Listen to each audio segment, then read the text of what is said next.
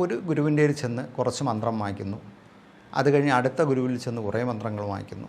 അടുത്ത് മറ്റൊരു ഗുരുവിനെ തേടിപ്പോകുന്നു. ഇത് രണ്ടും ശരിയല്ല എന്ന് പറഞ്ഞ് തേടിപ്പോകുന്ന ഒരവസ്ഥ ഇപ്പം നിലനിന്ന് കാണുന്നുണ്ട്. നമ്മളെ അടുത്തും വരുന്നവരുണ്ട്. ഞാൻ ഇന്ന 2-3 ഗുരുക്കന്മാരെ കണ്ടു, അത് അത്ര കറക്റ്റായില്ല, അടുത്ത ആളിൻ്റെ പോകുന്നു. ഇങ്ങനെ അലഞ്ഞ് നടക്കുന്ന സമ്പ്രദായങ്ങളുണ്ട്. അപ്പോൾ പഠിക്കാൻ ഇറങ്ങിത്തിരിക്കുന്നവർ ആദ്യം ചെയ്യേണ്ട ചില ചിട്ടവട്ടങ്ങളുണ്ട്. അവരാദ്യം കൃത്യമായിട്ട് ക്ഷേത്രങ്ങൾ, കേരളത്തിലെ ഏതെങ്കിലും വീടിനടുത്തുള്ള ക്ഷേത്രങ്ങളിൽ ചിട്ടയായി ക്ഷേത്ര ദർശനം ഒരു വർഷമെങ്കിലും ക്ഷേത്രത്തിൽ പോവുക, ക്ഷേത്രവുമായി ചുറ്റിപ്പറ്റി നിൽക്കുക, അവിടെ ദർശനം നടത്തുക, നമ്മുടെ പേരിന് ഭാഗ്യസൂക്തം ഇതുപോലെയുള്ള അർച്ചനകൾ നടത്തുക. ഈ അർച്ചനകൾ നടത്തി ഇതിനെ എങ്ങനെയാണ്, ഈ കാര്യങ്ങൾ എങ്ങനെയാണ് എനിക്കിത് കൊണ്ടുപോകാൻ പറ്റും, ഈ സമ്പ്രദായങ്ങൾ നിലനിർത്തി കൊണ്ടുപോകാൻ എനിക്ക് കഴിയും എന്ന് മനസ്സിലാക്കുക.